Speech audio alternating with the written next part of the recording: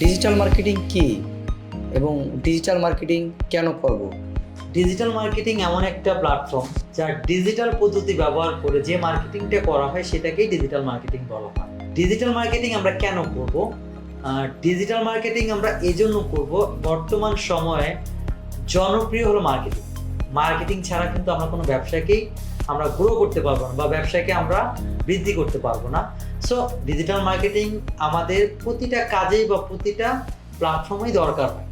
So আমরা কেন করব, যদি আমি একটু আপনাদের সাথে একটু ব্রিফলি বলি। ডিজিটাল মার্কেটিং করলে আমাদের কয়েকটা বেনিফিটস আমরা পাবো।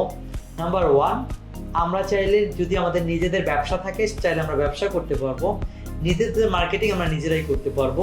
নাম্বার টু, আমরা যদি চাই যে না আমি ব্যবসা করব না, আমি কাজ করব, আমার ফ্রিডম থাকবে যেখানে, তো আমি চাইলে ফ্রিল্যান্সিং করতে পারবো।